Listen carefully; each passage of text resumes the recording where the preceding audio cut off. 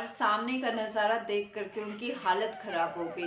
नवीन ने बताया एक सफ़ेद साड़ी पहनी हुई औरत जिसका चेहरा उसके बालों से कवर था, उसके सीने पे बैठी हुई थी।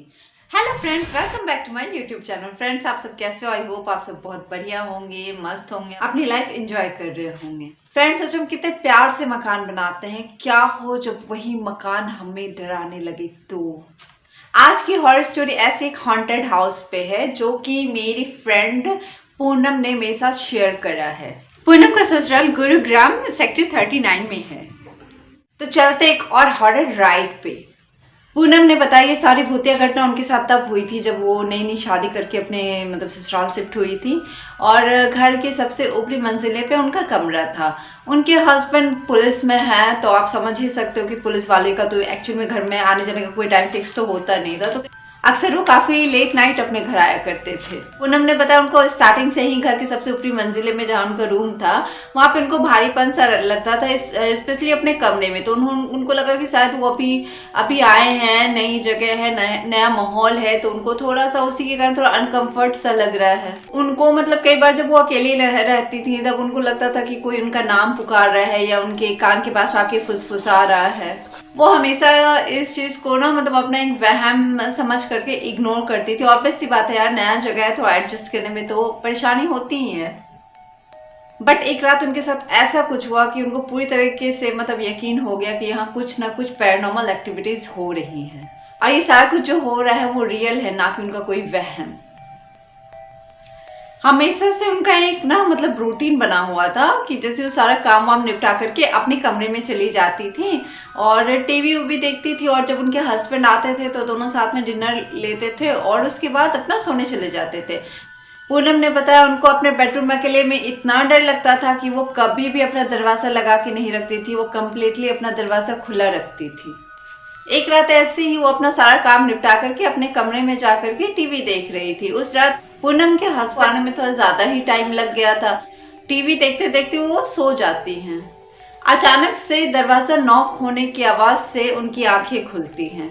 वो क्या देखती हैं, दरवाज़ा अंदर से लॉक है, कम्प्लीटली लॉक है, कुंडी तक लगी पड़ी ना। वो देख करके उनके डर से हालत खराब हो जाती है। पता है कैसे? थोड़ा फ़ोन की स्क्रीन की तरफ ध्यान से देखना।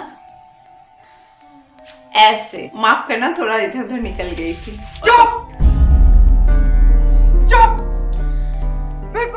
अब तो उनकी हालत ही खराब हो गई थी। उन्होंने बताया कि उस समय जो उन्होंने फील किया वो अपने वर्ड्स में जो है वो एक्सप्लेन नहीं कर सकती थी। वो किसी तरीके से उठी, भगवान का नाम ले करके उन्होंने दरवाज़ा खोला और पूनम ने उस समय सब कुछ अपने हस्बैंड को बता दिया। तो उनके हस्बैंड ने बोला भी मे बी कि तुम दरवाज़ा लॉक करके भूल गई हो, तुमको याद ना हो। बट पूनम ने क्लियरली बोला आपने आज तक मुझे देखा, मैं दरवाज़ा लॉक करके रखी हुई हूँ। मुझे इस कमरे में बहुत डर लगता है। यहाँ ऑलरेडी मेरे साथ बहुत कुछ ऐसा हुआ, मुझे कई बार लगता है कि मेरे कान में कोई फुसफुसा रहा है, बहुत बार ऐसा हो रहा है, मैं इसको इग्नोर नहीं कर सकती। यहाँ कुछ ना कुछ इस कमरे में प्रॉब्लम है और मैं बिल्कुल किसी कंडीशन में इस कमरे में नहीं रह सकती। फिर उनकी फैमिली भी आई ऊपर, उन्होंने पूछा क्या हुआ, इतना शोर शराबा मच रहा है। फिर पूनम जी ने सबको बताया। फिर सबने ज़्यादा कुछ ये नहीं किया, ठीक है उन्होंने बोला, सबने बोला ठीक है आप इस कमरे में मत रहो। और फिर सबने मिलकर डिसाइड किया ठीक है अगर आप इस कमरे में नहीं रहना चाहते तो कोई बात, नीचे ही आपका बेडरूम शिफ्ट कर दिया जाएगा। और जैसा कि होता है हर एक मूवी में, एक आके बंदा या बंदी कूद करके बोलता है नहीं ऐसा कुछ नहीं हो सकता, आपने जो देखा है वो आपका वहम है, रियल में भूत प्रेत जैसी कुछ भी चीज़ें एग्जिस्ट नहीं करती है। वैसे ही उनके देवर है नवीन, वो बीच में कूद पड़े, बोले भाभी ये आपका वहम हो सकता है, एक्चुअली में ऐसा कुछ नहीं है, आपके मन में जो डर बैठा है वो इसके कारण होता है, ऐसा भूत प्रेत जैसा कुछ नहीं होता।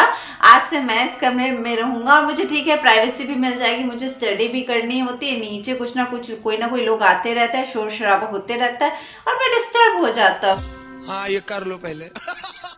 पूनम जी ने भी समझाया बट उनको कोई फर्क नहीं पड़ा। फिर उन्होंने अपना रूम ऊपर शिफ्ट कर लिया। फिर भी पूनम जी ने एक बात बताई मुझे कि ऊपर बोला ना कि जो भी प्रॉब्लम्स थे वो बस ऊपर वाले कमरे में ही थे, नीचे वाले कमरे में उन्होंने अब कभी कुछ ऐसा फील नहीं किया था। जो भी समस्या थी सिर्फ ऊपर वाले कमरे में थी।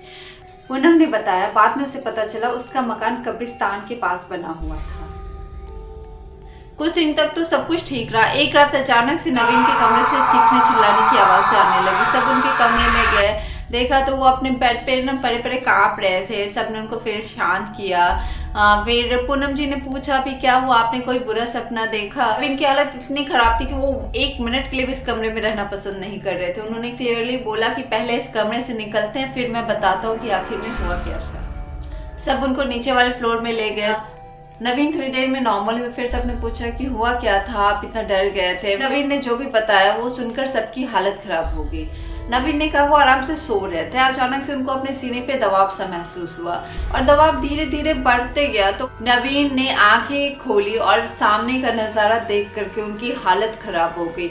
नवीन ने बताया एक सफेद साड़ी पहनी हुई औरत जिसका चेहरा उसके बालों से कवर था, उसके सीने पे बैठी हुई थी।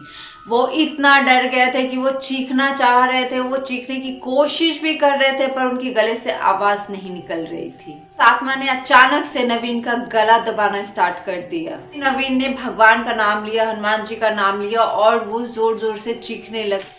फिर वो आत्मा अचानक से गायब हो गई। ये सब सुनकर वहां मौजूद सबकी हालत खराब हो गई। फिर सबने एक्सेप्ट किया कि कभी ना कभी उन लोगों ने कुछ ना कुछ ऊपरी मंजिले पे एबनॉर्मल चीज फील करा, बट वो होता है ना नजरों का धोखा, वहम मान करके उन्होंने इग्नोर कर दिया था। अगले दिन घर में पंडित जी को बुलाया गया। उसके बाद घर में पूजा हुआ, हवन हुआ और मकान को बंधवा दिया गया। पंडित जी ने बताया अस्थायी रूप से आपके घर में किसी भूत प्रेत या आत्मा का वास नहीं है, पर आपके घर के ठीक सामने कब्रिस्तान है। तो कई बार वो शक्तियाँ जो है वो भूले भटकते आपके घर तक पहुँच गई होंगी। उसमें कई बार होता है कुछ अच्छी शक्तियाँ होती हैं, कुछ बुरी भी होती हैं, पर आपके घर का माहौल सात्विक होने के कारण आत्माएं अस्थायी रूप से वहाँ वास नहीं कर पाई।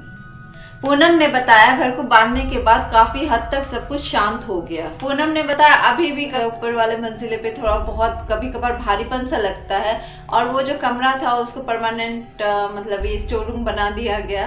फ्रेंड्स ऐसी लगी आज कहानी अच्छी लगी तो कहानी को लाइक करें और अगर आपको इस तरह की और कहानियां सुननी है तो मेरे चैनल को सब्सक्राइब करें और अच्छी लगी, बहुत अच्छी लगी तो अपने फ्रेंड्स के साथ शेयर करें। Bye bye, take care, bye.